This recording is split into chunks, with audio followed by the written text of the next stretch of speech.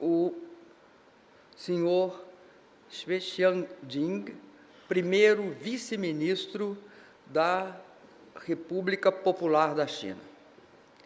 Queria cumprimentar o ministro das Finanças da República Popular da China, senhor Kun Liu, e, além disso, governor da China e chairperson of the BOG.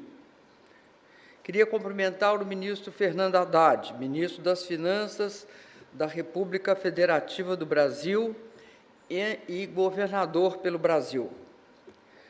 Queria cumprimentar o senhor Anton Siluanov, ministro das Finanças da Federação Russa e governador pela Rússia. Queria cumprimentar o Dr. Mohamed Maait, ministro das Finanças da República Árabe do Egito e governador pelo Egito. Cumprimentar o senhor Davi Massondo, ministro das Finanças da República da África do Sul e governador para a África do Sul. Cumprimentar a senhora Sharifa Khan, secretária de Relações Econômicas do Ministério da Finança da República Popular de Bangladesh. Queria cumprimentar o senhor Ioannis Hagi Al-Khoury, subsecretário, ministro do Ministério das Finanças da República Árabe dos Emirados e governador dos Emirados Árabes Unidos. Queria cumprimentar a senhora Manisha Sinha, secretária do Departamento de Assuntos Econômicos do Ministério das Finanças da República da Índia. Senhoras e senhores, agradeço a presença de todos, cumprimento também a presença das autoridades chinesas e gostaria de iniciar dizendo que nós temos a honra de estar aqui em Xangai, neste prédio que, de fato, é um momento importante na contribuição de Xangai e do governo chinês para o NDB. O NDB foi criado em 2014 durante uma reunião de cúpula dos BRICS em Fortaleza, quando eu era presidenta do Brasil. Com seu nascimento, ele é um produto da vontade coletiva do Brasil, Rússia, Índia, China e África do Sul. Mas o MDB é frequentemente chamado de Banco dos BRICS. Isto é um acrônimo, e esse acrônimo ele está transformando-se no nome, com adesão de mais países, como é o caso de Bangladesh, Emirados Árabes Unidos e o Egito. Então, BRICS deixou de ser um acrônimo e passou a ser um nome, que não significa, portanto, mais os 5 países, mas significa e compreende todos os países do Sul global que agora podem integrar e certamente muitos no futuro integrarão o NDB. Porém, além do nome, o banco também é novo por suas características, possuindo um perfil que o destaca no cenário dos bancos multilaterais. O banco tem seu foco basicamente nos países em desenvolvimento e nas economias emergentes. Sua missão é mobilizar recursos para investimentos em infraestrutura logística, social, ambiental e digital, com vistas a um desenvolvimento baseado no nosso povo de cada país e sustentável para todos aqueles que o integram. Em síntese, o NDB é um banco construído por e para os países em desenvolvimento e escuta as vozes de todos os países que o integram de forma igual. Atualmente, o banco enfrenta os novos desafios que decorrem de um mundo em transformação. Um impulso da globalização que prevaleceu desde a Segunda Guerra Mundial, com a internacionalização dos fluxos comerciais, financeiros e de informações, está em mutação desde a crise de 2008-2009. Os conflitos geopolíticos introduziram com as sanções, a incerteza e a instabilidade ao não proteger os ativos financeiros. E intensificaram também a fragmentação das cadeias de suprimento, as cadeias globais de valor, já enfraquecidas pela Covid-19. A economia mundial vem enfrentando os efeitos da inflação alta e das políticas monetárias que provocam o aumento das taxas de juros, produzindo falências bancárias, alavancagem excessiva, aumentando o risco de recessão nos países desenvolvidos e em desenvolvimento. O fim do quantitative easing e a adoção do quantitative tightening estão gerando ondas de choque de instabilidade que atingem o conjunto da economia global. Como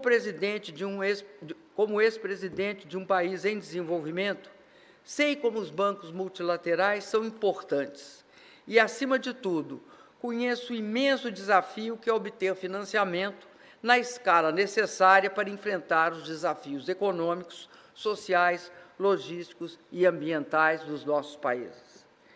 Tornar-me presidente do Banco dos BRICS, do NDB, é, sem dúvida, uma excelente oportunidade de fazer mais pelos países em desenvolvimento, pelas economias emergentes e, portanto, também pelo Brasil.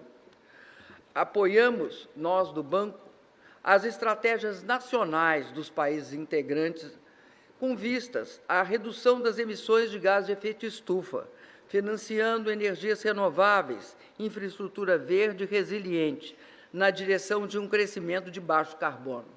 O Banco está comprometido a ajudar os países a alcançarem os objetivos do desenvolvimento sustentável. Aliás, os dois primeiros sendo a pobreza e a fome, bem como garantir aos países condições ou dar apoio a esses países para que cumpram as contribuições nacionalmente determinadas assumidas num Acordo de Paris, por cada país signatário do acordo. Esses esforços são extremamente relevantes diante do déficit de mais de 4 trilhões de dólares hoje existente, para que os objetivos de desenvolvimento sustentável globalmente atingidos, criando o que o secretário-geral da ONU denominou um buraco de financiamento. Além disso, por sua origem e pelas suas características, o NDB está em uma posição única para apoiar os investimentos de infraestrutura necessários para o combate à pobreza e promover a criação de empregos e um desenvolvimento centrado no povo, na sua população. Olhando para o futuro imediato, as prioridades para o Banco são claras. Primeiro, o Banco precisa ampliar o seu raio de atuação, fortalecendo o seu papel como uma plataforma de cooperação. E isso mediante a ampliação de nossa rede de parcerias, pondo grande ênfase na relevância dos projetos de desenvolvimento que financiamos através do cofinanciamento. Vamos procurar trabalhar cada vez mais próximos dos nossos países membros. O Banco pretende incrementar sua participação nas operações de cofinanciamento com outras instituições multilaterais, com bancos de desenvolvimento nacionais e com o setor privado. Com a intensificação dessas parcerias, poderemos multiplicar o impacto dos recursos do Banco, ampliando o alcance das nossas ações em prol dos nossos países membros. Em 2021, o NDB iniciou sua expansão de membros, em linha com a orientação dos governadores e do Conselho de Administração, e deu as boas-vindas a 3 novos membros: Bangladesh, Emirados Árabes Unidos e Egito. Esses países, com as suas diferenças e a sua diversidade, com as suas características geográficas, econômicas e de desenvolvimento, representam uma grande riqueza para o Banco NDB.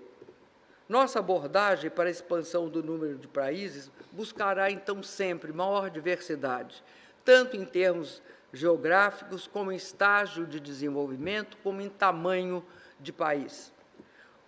Os novos países que ingressam e ingressarão vão aportar recursos para o banco, apoiando a diversificação da sua carteira, aumentando sua capacidade de mobilizar fundos. Uma segunda prioridade para o banco será a captação de recursos em diversos mercados mundiais e em diferentes moedas, o renminbi, o dólar, o euro e moedas locais, trazendo recursos de onde quer que estejam disponíveis.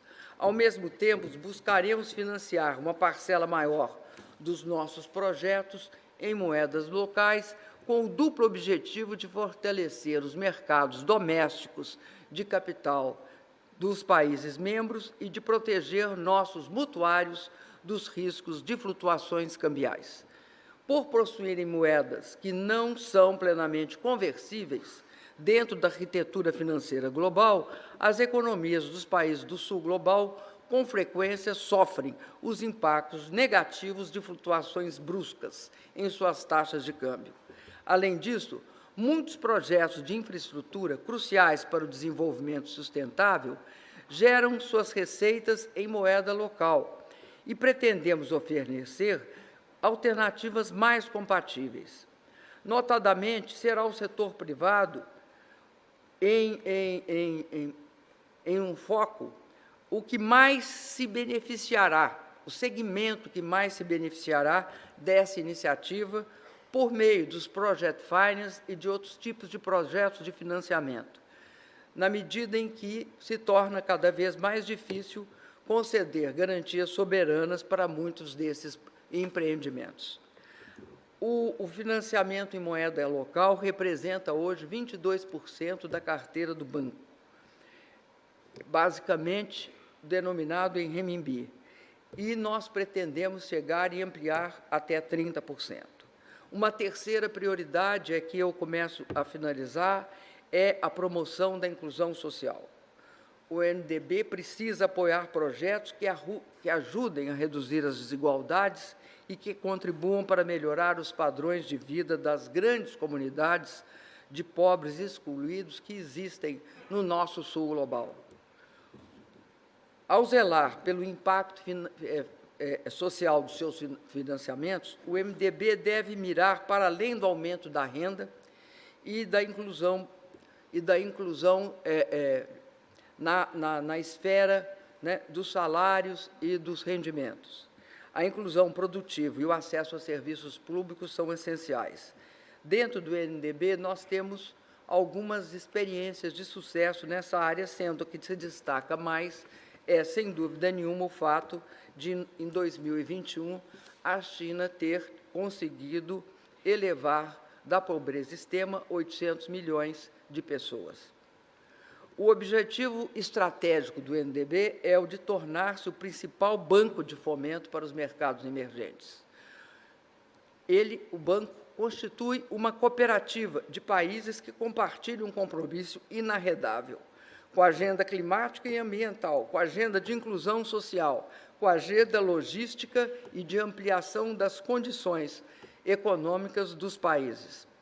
Com diversificação das suas fontes de recursos, ampliação da sua rede de parcerias e a expansão da sua base de membros, o NDB pretende ampliar seu alcance global para uma plataforma que pratica o verdadeiro multilateralismo, contribuindo para este multilateralismo e contribuindo para que os países do Sul global tenham suas vozes ouvidas, mas não só suas vozes, tenham também o acesso a recursos fundamentais, promovendo uma cooperação mais ampla entre os países que integram os países em desenvolvimento e as economias emergentes, que são o principal foco do NDB. Muito obrigado.